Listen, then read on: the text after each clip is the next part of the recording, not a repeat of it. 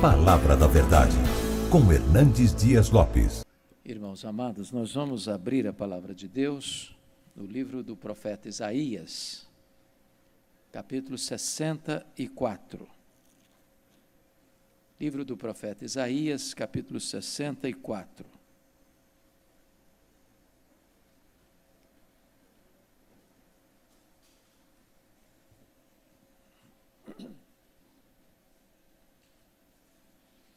Esse texto diz o seguinte: ó, se fendesses os céus e descesses, se os montes tremessem na tua presença, como quando o fogo inflama os gravetos, como quando faz ferver as águas, para fazeres notório o teu nome aos teus adversários, de sorte que as nações tremessem da tua presença.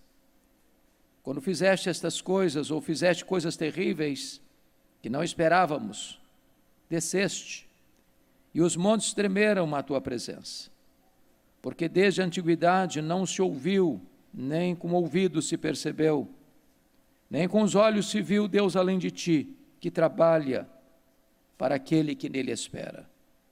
Sais ao encontro daquele que com alegria pratica a justiça, daqueles que se lembram de ti nos teus caminhos. Eis que tiraste, porque pecamos.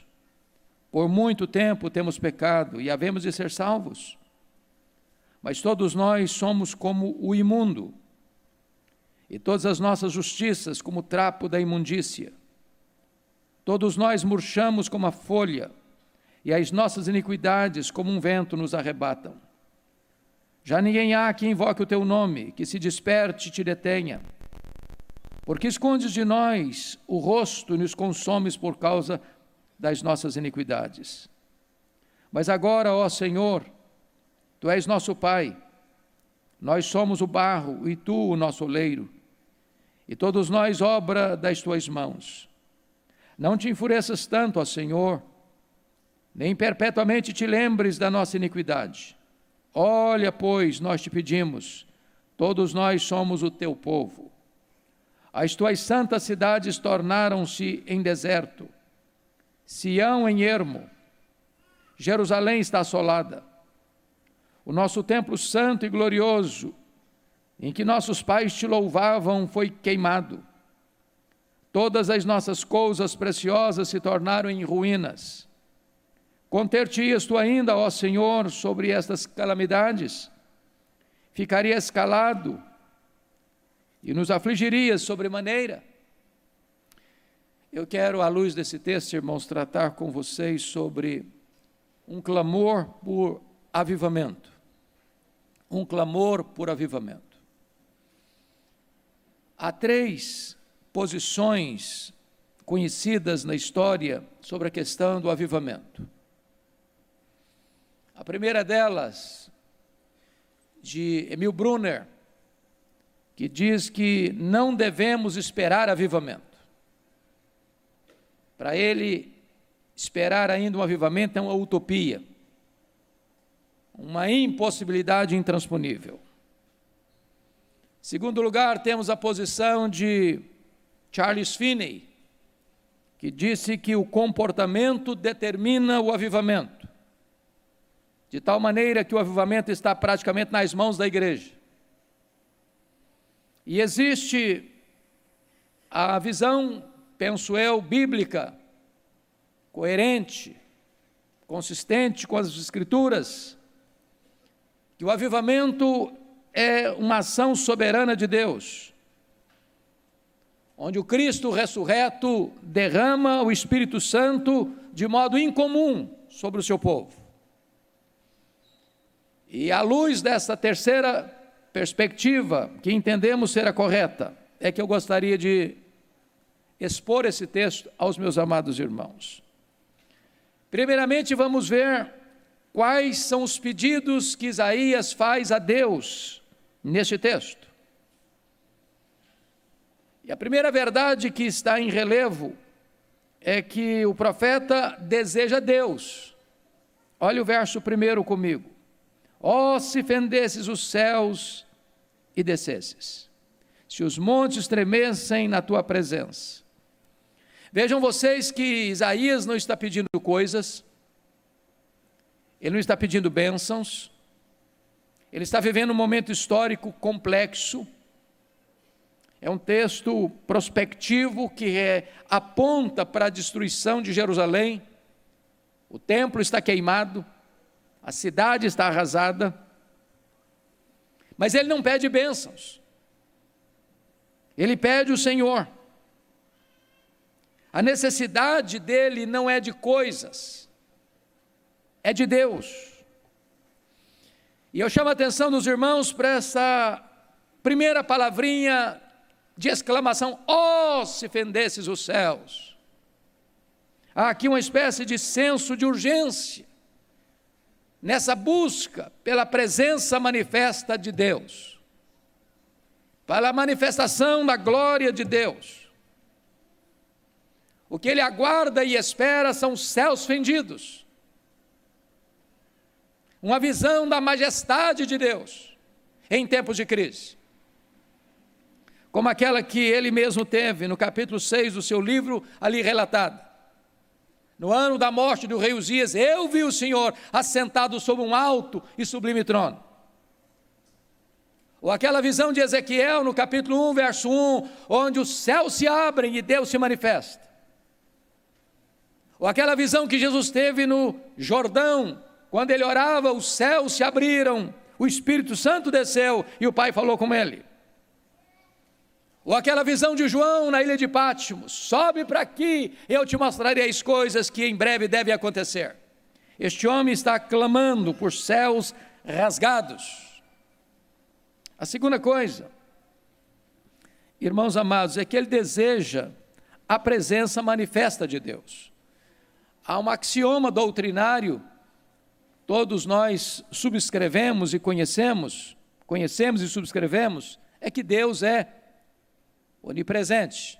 Deus está em toda parte. Não há um centímetro deste vasto universo que Deus não esteja presente. Mas ele não está tratando aqui da doutrina da onipresença de Deus. Ele está tratando aqui da presença manifesta de Deus. E por isso ele ora: ó, se fendesse os céus e descesses. E ele ora então por esse fenômeno dos céus fendidos, de Deus descendo, dos montes tremendo. E claro que ele está se remetendo ao Sinai, quando todo o Sinai treme e a glória de Deus ali se manifesta. E ele diz mais: como quando o fogo inflama os gravetos. Ele está pensando na sarça ardente, que ardia e não se consumia. Ele está pensando em águas fervendo. Em outras palavras, ele quer a manifestação de Deus, notória, perceptível, inquestionável. Num tempo de crise, num tempo que a cidade de Deus é assolada, que o templo onde os pais adoraram a Deus foi queimado, onde o nome de Deus está sendo escarnecido, onde o povo de Deus está mal falado.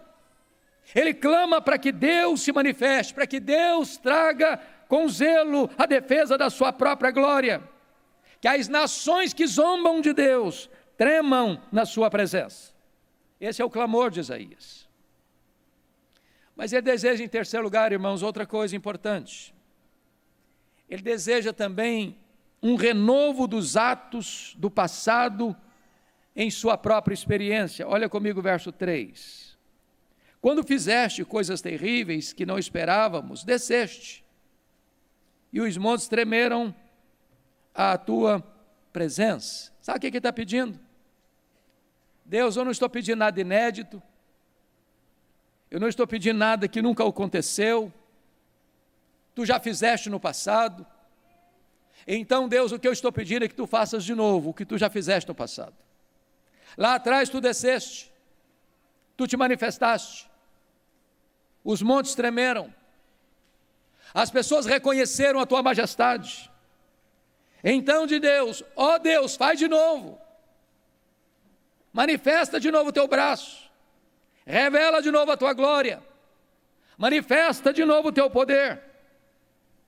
E esta, meus irmãos, é a verdadeira oração por avivamento. Nós não estamos pedindo nada inédito, nada novo. Nós estamos pedindo que Deus faça o que Ele já fez.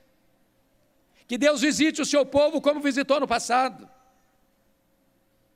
E eu fico olhando a história, vendo o que aconteceu no Pentecoste, quando os céus se fenderam, quando o Espírito Santo desceu, quando 120 discípulos foram tomados e revestidos com o poder do Espírito Santo, e como a igreja enfrentou a oposição, as prisões, os açoites, o martírio, e a igreja avançou, mesmo os crentes sendo crucificados, queimados, jogados às feras. Eu fico olhando o avanço da igreja no século XVI, quando a igreja sai das brumas escuras da ignorância para uma experiência gloriosa com Deus, e o evangelho se expande mundo afora. Eu fico olhando o que Deus fez na Inglaterra no século XVIII, quando um pequeno grupo de estudantes, levantados por Deus, sacodem toda a nação. Eu fico olhando o que Deus fez no século XIX, nos Estados Unidos, de cujo avivamento vem para esta terra um jovem de 26 anos, Ashbel Green Simonton, para plantar a igreja presbiteriana no Brasil, que nasceu sob o signo do avivamento. O que nós estamos orando é para que Deus faça o mesmo, para que Deus se manifeste. Mas há um segundo ponto, irmãos, desta mensagem, que eu gostaria de tratar com vocês. Como Isaías faz os seus pedidos. E a primeira coisa que Isaías nos ensina, que ele faz o seu pedido com a clara noção de quem Deus é. Olha o verso 4 comigo. Porque desde a antiguidade não se ouviu, nem com o ouvido se percebeu, nem com os olhos se viu Deus além de ti, que trabalha para aquele que nele espera. Então, a primeira coisa que Isaías vai mostrar para nós é que nós devemos fazer esse pedido, porque o nosso Deus é singular. Não há Deus como Ele. Ele é único, Ele é incomparável. E mais do que isso, Ele trabalha por nós. Ele trabalha para aquele que nele espera. Trabalha por nós, nos perdoando, nos salvando, nos libertando, nos restaurando. Mas Ele não só ora, irmãos, com a clara noção de quem Deus é. Ele ora também com a clara noção de quem nós somos. E eu peço que você olhe comigo, por favor, o verso 5. O verso 5. Na parte A do verso 5, Deus tem prazer naqueles que têm prazer nele. Sais ao encontro daqueles que com alegria, ou daquele que com alegria pratica justiça. Deus tem tanto mais prazer em nós, quanto mais prazer nele nós temos. Essa é a ideia. Mas agora ele vai reconhecer por que Deus está virado. Por que Jerusalém foi assolada. Por que o templo foi queimado. Não é que os inimigos foram mais fortes, não é que os inimigos tinham um poder militar mais robusto. Foi Deus quem os entregou, foi Deus quem entregou Jerusalém, foi Deus quem entregou os vasos do templo, foi Deus quem entregou o seu povo para ir para o cativeiro. Então notem comigo o que está escrito no verso 5, a parte B. Eis que tiraste, porque pecamos. Por muito tempo temos pecado e havemos de ser salvos. Olha o verso 6. Mas todos nós somos como imundo, e todas as nossas justiças como trapo da imundície. Eu queria que você parasse um pouquinho. Quando eu disse que todos nós somos como imundo, a palavra aqui é como um leproso. A ideia é essa. O pecado é uma espécie de lepra, que cheira mal, que contamina, que insensibiliza, que deixa marcas, que deixa impuro, que mata.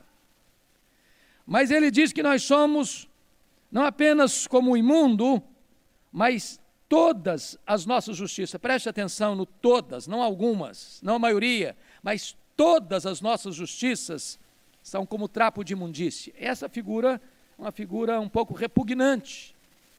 E sem qualquer constrangimento, eu vou dizer o que significa essa figura aqui. Essa figura é a mesma para o absorvente feminino, em que a mulher usa, embrulha num plástico e joga no lixo. Não serve para mais nada. Essa é a ideia. E aqui o profeta está mostrando para você e para mim que não dá para você ficar de nariz empinado na presença de Deus, de peito estufado na presença de Deus. O melhor que nós temos, as nossas justiças, aos olhos de Deus, santo, santo, santo, não passam de trapos de imundície. Então baixa a bola. Porque esse é o quadro, é o diagnóstico da nossa própria vida. E ele prossegue nesta análise de quem nós somos. E vai dizer no verso 6, todos nós murchamos como a folha, não alguns de nós, todos nós. E ele prossegue e diz, as nossas iniquidades como um vento nos arrebatam. Quando chega no verso 7, ele vai falar de uma espécie de torpor espiritual do povo. Já ninguém há que invoque o teu nome, preste atenção, ninguém. Se ele falou em todos antes, agora ele fala ninguém. Há que invoque o teu nome, que se desperte, te detenha, porque esconde de nós o rosto e nos consomes por causa das nossas iniquidades. O pecado faz separação entre nós e o nosso Deus. É nessa conjuntura, irmãos, de um diagnóstico sombrio, é que o profeta se levanta para clamar a intervenção sobrenatural de Deus, de um avivamento. Mas você pode perguntar, qual é a base para fazer esse pedido? Tão ousado, em tempo tão crítico. Em primeiro lugar, para que a glória de Deus se manifeste. Olha o verso 2. Você pode ler o verso 2 em voz alta comigo, por gentileza? Vamos juntos? Como quando o fogo inflama os gravetos, como quando faz ferver as águas, para fazeres notório o teu nome aos teus adversários, de sorte que as nações tremessem da tua presença. O que ele está pedindo aqui? Toda vez que o povo de Deus perde o seu vigor, perde a sua fidelidade, se miscui com o pecado, deixa de andar na presença de Deus, as nações começam a zombar, escarnecer. Quando Jerusalém foi capturada pelos caldeus, quando os vasos do templo foram levados para templos pagãos, na mente dos caldeus, o Deus deles tinha prevalecido sobre o Deus de Israel. O que ele está pedindo, o que ele está orando, é para que Deus se manifeste, para que o povo dele que está sendo escarnecido, o nome de Deus que está sendo zombado, que a glória de Deus seja reivindicada. Que Deus se revele de tal maneira que as nações saibam que Deus é Deus.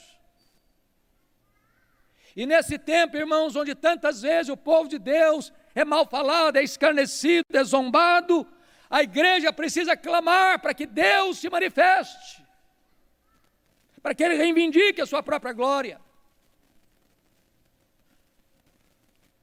Mas, em segundo lugar,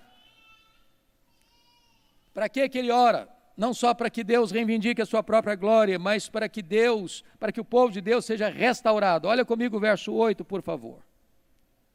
Mas agora, ó Senhor, Tu és nosso Pai, nós somos o barro, e Tu o nosso oleiro, e todos nós, obra das Tuas mãos. Preste atenção de novo na conjunção adversativa do verso 8. Mas, o que eu acho bonito, irmãos, é que o povo de Deus, às vezes, é assolado, é perseguido, é disciplinado, mas não deixa de ser povo de Deus. Louvado seja o Senhor. Com as nossas crises, com os nossos pecados, com as nossas fraquezas, Deus está dizendo, nós ainda somos o povo de Deus. Há esperança para nós, a cura para nós, a restauração para nós. Somos o povo da aliança, Deus é o nosso Deus. E ele começa a mostrar que Deus é o nosso Pai. Ele começa a mostrar que Deus é o nosso oleiro. Ele começa a mostrar que nós somos barro nas mãos do oleiro. Note, não é lama não, não é areia não, não é pedra não, é barro. Barro se molda. E hoje Deus está aqui para nos moldar, para nos fazer vasos de honra, para sermos úteis nas suas mãos. E por isso, notem comigo, há um pedido de perdão no verso 9. Não te enfureças tanto, ó Senhor, nem perpetuamente lembres da nossa iniquidade. Olha, pois, nós te pedimos, todos nós somos o teu povo. Há um quebrantamento, há um arrependimento, há uma súplica de perdão. E agora ele vai fazer uma descrição do que era antes. Olha o verso 10 e 11 comigo. As tuas santas cidades tornaram-se em deserto, Sião em ermo, Jerusalém está assolada. O nosso templo santo e glorioso, em que nossos pais te louvavam, foi queimado. Todas as nossas coisas preciosas se tornaram em ruínas. Aqui é o salário do pecado, é a consequência do pecado. Mas agora vem então um pedido, diante dessa desolação toda, para que Deus perdoe, para que Deus molde, para que Deus fenda os céus, para que Deus desça, para que Deus se manifeste, para que Deus restaure. E então vem o apelo final no verso 12, conter-te-ias ainda, ó Senhor, sobre essas calamidades, ficarias calado e nos afligirias sobremaneira. Ele está dizendo, Deus, tu estás vendo o diagnóstico da igreja e tu ficarás calado, teu braço ficará encolhido, teus ouvidos ficarão fechados. E ele clama na certeza de que esse Deus é misericordioso e ele pode reverter esse quadro. Quando eu olho o cenário, irmãos, mundial, parece que nós estamos assistindo essa mesma cena, descrita nos versos 10 e 11. Igrejas em outros continentes fechando, denominações inteiras desidratando, igrejas se perdendo no liberalismo teológico de um lado, no sincretismo religioso do outro, ou numa ortodoxia morta por outro lado. O mundo perseguindo a igreja, num século marcado pela cristofobia, de ideologias pagãs, perversas, que querem desconstruir os valores do reino de Deus. É nessa conjuntura que a nossa igreja não pode se calar, mas clamar aos céus por um tempo de restauração e de reavivamento, para que as nações tremam na presença do Deus Todo-Poderoso. O que é maravilhoso, irmãos, é que somos o povo de Deus. E aquele povo que foi invadido, que foi saqueado, que foi espoliado, que foi massacrado, que foi levado para a escravidão, esse povo foi restaurado. Mas a grande Babilônia caiu e o povo de Deus foi restaurado.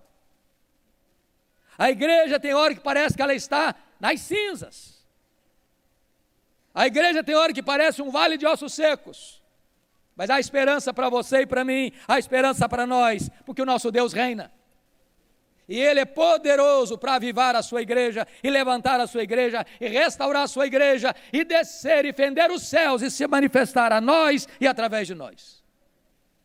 Eu queria orar por você neste momento. Orar pela nossa querida igreja. Orar pela manifestação poderosa de Deus em nós e através de nós. Eu peço a você que fique em pé, por favor, para nós orarmos.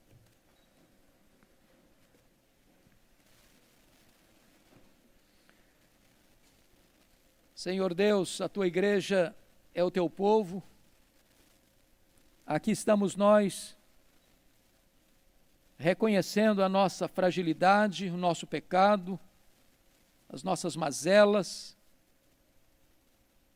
reconhecendo, Deus, que as derrotas que a igreja tem sofrido ao longo dos séculos é por causa do seu pecado.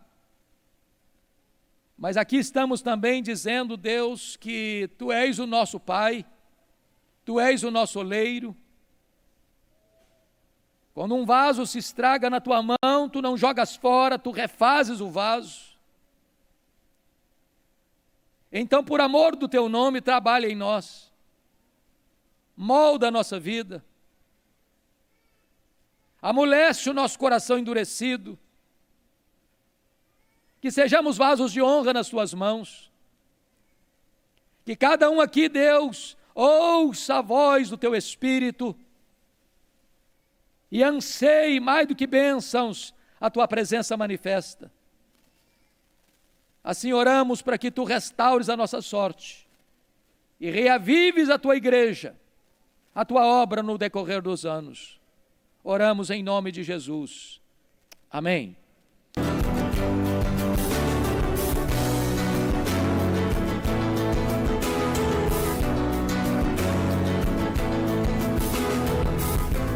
Palavra da Verdade, com Hernandes Dias Lopes.